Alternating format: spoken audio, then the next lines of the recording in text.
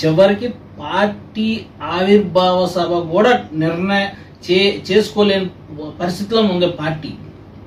ఏం జరుగుతుంది? ఇది మనం 13 సంవత్సరాలు, ఇది 13వ సంవత్సరం ఆవిర్భావ సమావేశం జరుపుకుంటున్నాం. 13 సంవత్సరాలు కష్టపడ్డాం, ఎదురు చూసాం. కానీ ఏం జరుగుతుంది? పార్టీలో ఏం జరుగుతుంది? ఎక్కడికి వెళ్ళాం? ముందుకు వెళ్ళటం పోయి వెనక్కి వెళ్ళిపోతున్నాం. పార్టీ వెనక్కి వెళ్ళిపోతుంది. అరే, పార్టీని నమ్మి, పవన్ కళ్యాణ్ గారు నమ్మి ఎంతో మంది యువకులు, మధ్య వయస్కులు, పార్టీలో ఉన్న సీనియర్ నాయకులు, ఇతర పార్టీలో ఉన్న సీనియర్ నాయకులు ఎంతో మంది పవన్ కళ్యాణ్ గారిని, జనసేన పార్టీని, జనసేన సిద్ధాంతాలను నమ్మి పార్టీలోకి వచ్చారే. చివరి వాళ్ళ పరిస్థితి ఏంటి? రాజకీయంగా, ఆర్థికంగా పూర్తిగా అన్యాయం అయిపోయారు. రాజకీయంగా అడ్రస్ లేరు. ఏదైనా ఒక పార్టీలో, వేరే పార్టీలో జాయిన్ అవుదాం అంటే ఆ పార్టీలో గుర్తింపు ఉండదు.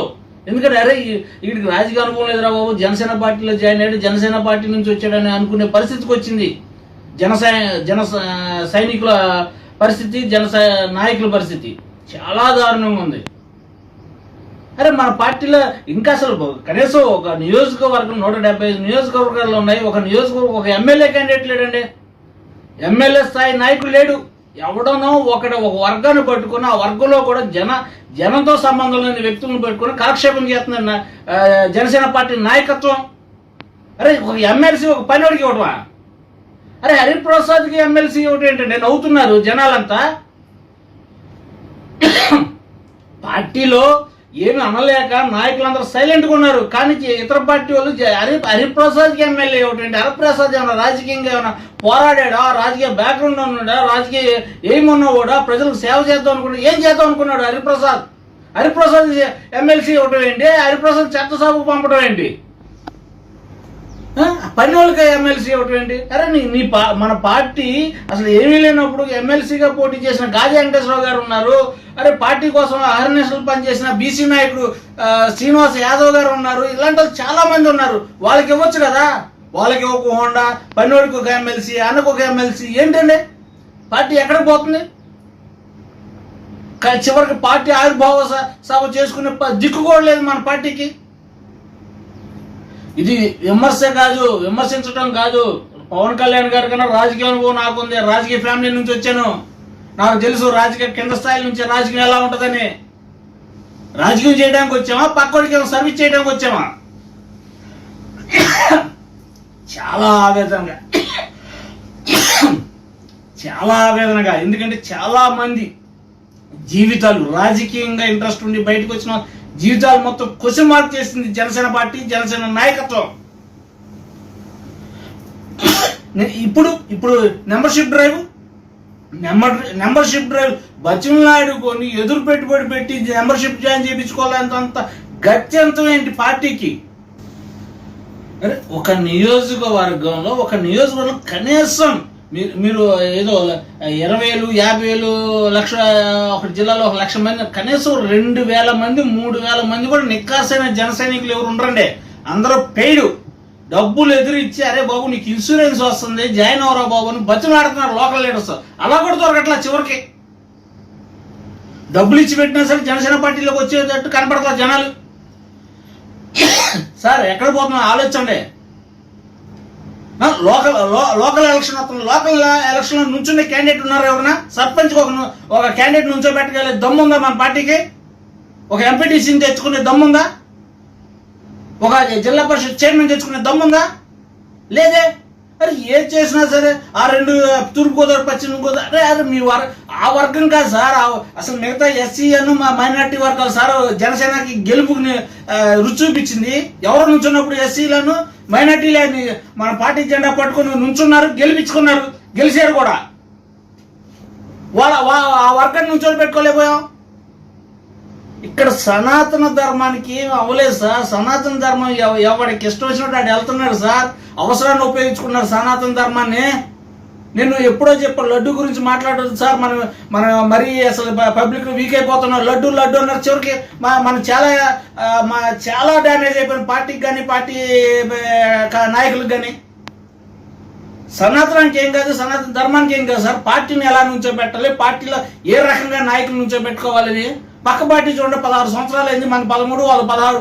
వాళ్ళు ప్రతి మండలంలోనూ ప్రతి నియోజకవర్గంలో లీడర్లు ఉన్నారు. వాళ్ళకి ఎమ్మెల్యేకి 4-5 పోటీ పడుతున్నారు. మనకేంటి 13 సంవత్సరాలు అయింది, ఏంటి ఒక్కడు లేడు. ఆలోచన సార్. నేను విమర్శించడం కాదు, నేను నిజంగా చెప్తున్నా. పార్టీ బాగుండాలి, ఆ పార్టీలో మేము ఉండాలి.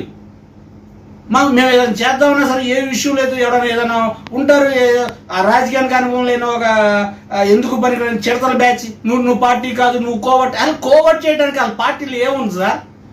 కోవట్లు ఉండటానికి పార్టీలో ఏముంది? ఏమైనా రాజకీయం చేస్తున్నావా, లేకపోతే అధికారం కోసం మనం పోరాడుతున్నావా? ఏం చేస్తున్నాం పార్టీలో కోవట్లు ఉండటానికి? అధికంగా ఊహించుకున్న ఈ చిరతల బ్యాచ్ వల్ల మీకు మన పార్టీకి చాలా నష్టం జరుగుతుంది. ఇప్పటికైనా అన్ని వర్గాలని. సనాతనం ఎవడు పని వాడు చేసుకుంటాడు సార్. సనాతనంలో దేవుళ్ళు పెట్టుకుని బాగుపడే వాళ్ళు ఉన్నారు, డబ్బులు సంపాదించుకున్నారు. వాళ్ళ గురించి వచ్చి సార్ మీరు ప్రజల సేవ చేయాలని కోరుకుంటున్నాం. రండి సార్, ఇప్పటికైనా ఈ 13 ఆవిర్భావ సభ పెట్టలేకపోయినా కనీసం ఈ రోజు నుంచైనా మారండి, ప్రజల కోసం పనిచేయండి. మీ జన సైనికుల కోసం పనిచేయండి సార్, ఎవరి కోసమో కాదు. ఎవరో సీఎం అవ్వాలని మేము ఎక్కడ చేస్తామండి? మీ వెనకాల మీరు సీఎం అవుతారండి, మేమేముంటాం? చూడండి, ఇప్పుడు మీరు ఒకప్పుడు ఇబ్రహీంపట్నం వచ్చి పోలీసులు ఆపిచ్చారంటే కొన్ని వేల మంది, లక్షల మంది వచ్చారు. నిన్న కాక మన జనసేనలో కారు అద్దాలు పాల్గొడితే వచ్చిన జనాలు లేరు.